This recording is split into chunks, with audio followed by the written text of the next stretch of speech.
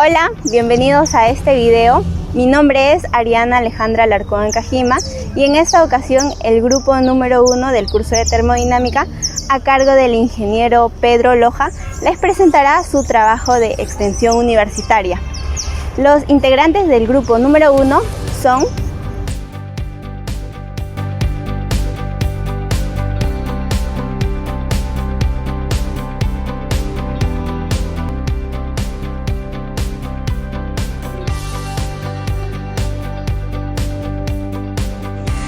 En esta oportunidad realizamos nuestra visita a la empresa Frionox.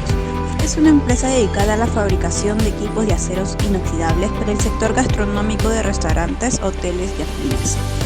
Durante nuestra visita nos acompañó el ingeniero Miyamoto Jaime, quien nos mostró el funcionamiento del compresor de aire de tornillo. Vamos a hablar acerca de cuáles son los elementos que conforman un sistema de compresión. Un sistema de compresión está conformado por elementos como el compresor, que es este, el tanque de almacenamiento de aire, ¿no?, que es este, y lo que es el sistema de tratamiento del aire.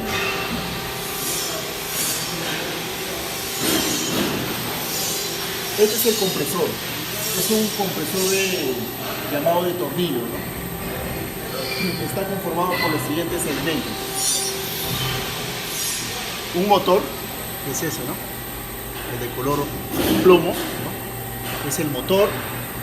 El sistema de tornillo, ¿no?, al cual se encuentra acoplado el motor, ¿no?, que se encuentra unido a su eje. El separador de aceite, ¿no?, necesario, y lo que es el filtro de aceite. Esos son los elementos principales internos, ¿no?, del compresor. ¿Cómo funciona el compresor?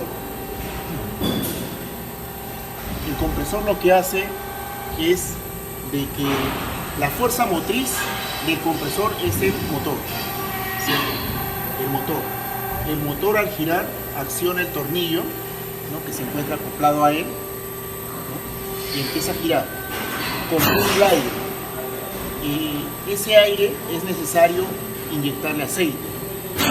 El aceite lo que va a hacer es evitar el desgaste de las partes móviles y también evitar que el aire se sobrecaliente. Ya el aire con aceite empieza a circular y en esta parte el aceite va a ser separado. Este es el separador de aceite, para que el aceite sea recuperado y vuelva a inyectarse en el sistema, siguiendo un ciclo continuo. Este es el filtro de aceite que hemos mencionado. Ahí se recupera. Ahora, ese es el funcionamiento básico. Ahora, ¿cómo funciona el compresor? El compresor toma aire del ambiente, ¿no?, toma el aire del ambiente a una presión y temperatura determinada. En este caso sería 14.5 psi y 20 grados centígrados, ¿no?, es el aire del entorno. El sistema empieza a funcionar y comprime el aire, siguiendo todo el recorrido que hemos mencionado. Y por aquí sale aire comprimido a una presión y temperaturas superiores a las de entrada, ¿no?, superiores respecto a los valores de entrada. El aire sigue su camino por estas tuberías y llega al tanque de almacenamiento. El tanque de almacenamiento es necesario porque sirve de reserva de aire. Es como un pulmón que permite que el compresor pueda tener, ¿no?, tiempo de descanso mientras el aire es consumido por el sistema de máquinas. Del tanque de almacenamiento pasa a lo que es el sistema de tratamiento de aire, ¿no? En este sistema está conformado por el deshumidificador. Este dispositivo quita la humedad del aire. El aire ingresa aire húmedo y sale aire seco. Y finalmente, bueno, aquí hay un filtro que quita las impurezas del aire. Cuando las impurezas son retiradas del aire, ahí recién el aire puede ser utilizado para las máquinas, ¿no?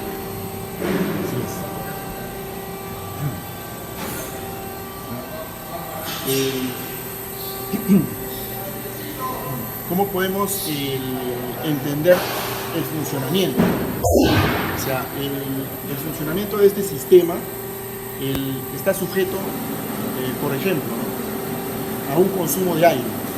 Todo este sistema se dimensiona de acuerdo a un consumo de aire por las máquinas, ¿no? Las máquinas que dependen del aire comprimido. Recordemos que el aire comprimido es la sustancia de trabajo de las máquinas neumáticas. Cuando hablamos de máquina neumática, el aire comprimido es su sustancia de trabajo. Al igual que de las máquinas hidráulicas, su sustancia de trabajo es, por ejemplo, el aceite, ¿no? A ver, podemos ver datos de la placa. Podemos acercarnos. ¿Qué datos podemos ver ahí? Datos importantes, ¿no? El modelo del compresor, ¿no? Podemos ver la presión máxima, 9.1 bar o 131 psi, el caudal, 3.2 litros por segundo, ¿no? La potencia del motor, que es 11 kilowatts o 15 HP, las revoluciones del motor, que son 3.545 RPM, ¿no? Revoluciones por minuto, que aproximadamente se considera 3.600, ¿no? El peso, 410 kilos, ¿no? Son los datos de la placa. Importante, ¿no? ¿Por qué es importante los datos de la placa? Porque en los cálculos yo no me puedo exceder de los datos de la placa, ¿no? Por ejemplo, según cálculo, la potencia requerida por el sistema me sale una potencia mayor que la potencia de la placa, significa que algo está mal. No me puedo exceder de los datos de la placa, son mi límite. Así es. A ver, ¿qué podemos mencionar respecto al uso del aire comprimido en la industria? El aire comprimido es importante, es útil, ¿por qué? Porque se puede manipular. Es decir, yo puedo crear una central de generación de aire comprimido, ¿no? Una central grande, por ejemplo, más grande que esta, y puedo repartir aire comprimido a toda mi planta. Y las máquinas neumáticas tomarían el aire comprimido de esa red, ¿no? Se dice que el aire comprimido, ¿no? Y las máquinas que trabajan con él evita el desgaste, ¿no? Evita el desgaste, que brinda mayor durabilidad en comparación a otro tipo de máquinas, ¿no? Otro tipo de máquinas como electromecánicas, eléctricas, con otros mecanismos. De eso se trataría, ¿no? La ventaja del uso del aire comprimido en la industria. Ahora lo que vamos a hacer es simular el funcionamiento del sistema. Ya hemos visto las partes principales. Aquí podemos ver, antes de eso, todo el sistema de control, ¿no? Esta es la parte eléctrica o el sistema de control del compresor, ¿no? Conformado por contactores, relés, ¿no? En general, diversos elementos, ¿no? Todo sirve para controlar el sistema. A ver, vamos a, por ejemplo, ¿cómo movemos esta placa? Aquí, ¿qué dice aquí? Salida compresor, 112 psi. Significa que la presión de salida del sistema es 112 psi. Es el aire comprimido que sale. Dice aquí motor parado. Significa que el sistema no está funcionando, ¿no? Está en reposo. A ver, yo puedo saber también la temperatura a la que sale el aire. Hemos dicho de que la temperatura de ingreso del aire es 20 grados centígrados, ¿no? La presión es 14.5 psi. Aquí la presión es 112 psi, ¿no? Ha aumentado, ¿no? Producto del trabajo del sistema, ¿no? Y la temperatura podemos saberla presionando aquí F1, bajamos, entramos. Aquí dicen salida del compresor 111, 112 psi. Más abajo 39, 40 grados, ¿no? ¿Qué significa esto? La temperatura de salida del aire es 40 grados centígrados y la presión de salida es 111 psi, ¿no? Mucho mayor respecto a los valores de entrada, ¿no? Como habíamos mencionado. Regresamos. Ahora, como hemos dicho, el motor está parado, o sea, el sistema de compresión no está funcionando. Ahora lo que vamos a simular es un uso del aire comprimido.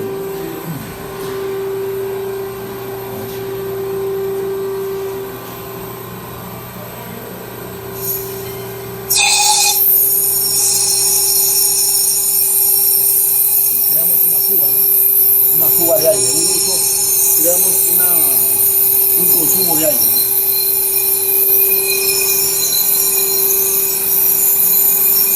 Creamos un consumo de aire, ¿no? Que debe ser detectado por el sistema, ¿no? La presión está empezando a bajar, ¿no? Está bajando, ¿no? Cuando llegó a 110, ¿no? Cuando llegó a 110, ¿no? El sistema empezó a funcionar, empezó a reaccionar, carga automática. Y en 110 empieza a funcionar, empieza a hacer, ¿no? Accionar el motor, todo el sistema que ya hemos mencionado como presión. Llega hasta 122, estaba en 110, ¿cierto? Subió hasta 122. Ahora vamos a ver hasta qué temperatura llegó, ¿no?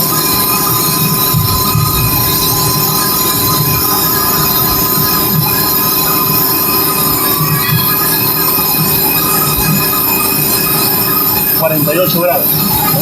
Esa es la temperatura... 49. Esa es la temperatura que fluctúa, ¿no? Llegó hasta 122 grados, ¿no? Temperatura alrededor de 50 grados, ¿no? Claro, mientras mayor trabajo realice, mayor incrementará la temperatura, ¿no? La temperatura subirá más, ¿no? Vamos a cortar la fuga.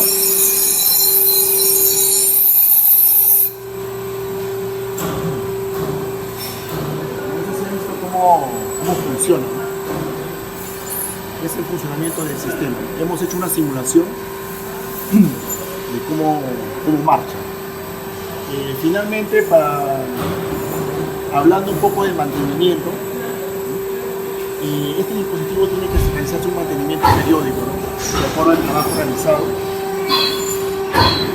Un trabajo diario que hay que hacer es la purga del sistema, retirar agua, el agua que se acumula producto de la compresión, retirarla, ¿no? Y desecharla, ¿no?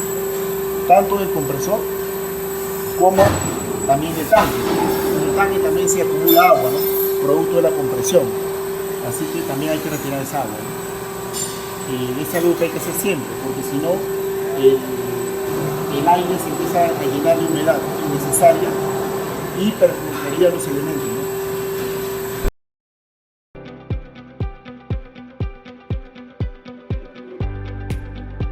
Ahora continuaremos con la lectura de la placa del compresor tipo GA11 Plus con el número de serie API 304680, el cual fue fabricado en Bélgica por Atlas Copco en el año 2008. Primero nos dan el valor de la presión máxima, que es de 9,1 bar, y sus distintos valores en diferentes unidades, como lo serían las libras por pulgada cuadrada y los pascales. Como caudal tenemos 30,2 litros por segundo y sus equivalencias en pies cúbicos por minuto y metros cúbicos por minuto. El valor de la potencia del motor es de 11 kilowatts, es decir, 15 horsepower caballo de fuerza, además de darnos el número de revoluciones del motor, que es de 3.545 revoluciones por minuto, teniendo un peso de 410 kilogramos, es decir, 903 libras. A continuación vamos a hablar de las partes del compresor de tornillo y mencionar las más resaltantes. Tenemos el motor de 15 HP que consume energía eléctrica y su función es generar fuerza motriz para generar el trabajo de compresión. Luego tenemos el sistema de tornillos, el cual está unido al eje del motor y su función es comprimir el aire absorbido de la atmósfera. El separador, el cual separa el aceite para ser reutilizado, y el filtro de aceite, el cual filtra las partículas que se encuentran en el aire comprimido. El producto que brinda este compresor al final del flujo es aire comprimido que será almacenado en un tanque y luego ser distribuida mediante ductos a las diferentes maquinarias. Análisis real. Con los datos obtenidos por parte de la visita técnica de la empresa Frionox, tenemos los resultados iniciales de una atmósfera con una conversión de 1,01 bar, la temperatura de 293.15 Kelvin. Los resultados finales nos dio de 9.143 atmósferas con una conversión de 9.54 bar y la temperatura final de 323.15 Kelvin. También realizamos el cálculo de la constante K, que nos resultó de 1.0453. En la siguiente parte analizaremos el termograph, que está constituido por dos gráficas, uno de compresor isotérmico aire ideal y otra de compresor politrópico de aire real. Ambas han iniciado con una temperatura de 293.15 Kelvin, pero se mantuvo constante por parte del compresor isotérmico. Cambió la temperatura final en el compresor politrópico, resultando así una temperatura de 323.15 Kelvin. También realizamos la medida del flujo másico, que nos resultó 1.3568 mol por segundo.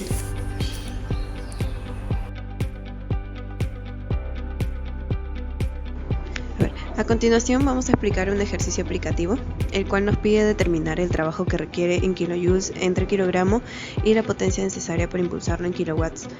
De acuerdo al diagrama del compresor, podemos observar que la presión de entrada es igual a 14.5 psi y la temperatura inicial es igual a 20 grados Celsius. Por otro lado, la presión de salida es igual a 122 psi y la temperatura final es igual a 50 grados Celsius. A continuación procedemos a convertir las unidades y podemos obtener los siguientes resultados. La presión inicial va a ser igual a una atmósfera, la cual va a ser equivalente a 101.325 pascales. La temperatura inicial es igual a 293 grados Kelvin. La presión de salida es igual a 136.5 psi, la cual al realizar la conversión obtenemos como resultado 9.4134 atmósferas y la temperatura final es igual a 323 grados Kelvin. Ahora procedemos a calcular el trabajo que requiere el compresor. Para ello calculamos el calor específico de la temperatura promedio mediante la siguiente fórmula. Nos ubicamos en la tabla A2 y tomamos como referencia las temperaturas anteriores. En este caso la temperatura inicial igual a 293 grados Kelvin, la temperatura final igual a 323 grados Kelvin y calculamos la temperatura promedio, que es igual a 308 grados Kelvin. Luego observamos que dentro de la tabla A2 no hay un parámetro establecido para la temperatura promedio. Debido a ello realizamos lo que es una interpolación y obtenemos como resultado el calor específico presión constante es igual a 1.00548.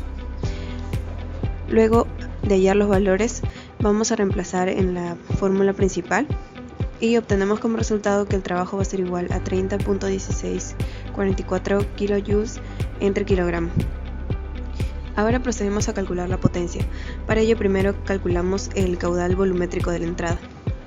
Nos ubicamos en la tabla donde el trabajo va a ser igual a 60 Hz y tenemos en consideración que la presión es igual a 122 psi, para lo cual nos vamos a ubicar en la tabla y nuevamente observamos que no hay un valor establecido para ese parámetro. Debido a ello vamos a realizar lo que es una interpolación y obtenemos como resultado que el caudal volumétrico de entrada es igual a 32.6 litros por segundo. Ahora vamos a calcular la potencia. Para ello iniciamos con el cálculo del coeficiente adiabático. Para ello tenemos en cuenta la siguiente fórmula, reemplazamos los datos que hemos obtenido anteriormente y obtenemos como resultado que el coeficiente adiabático es igual a 1.04545.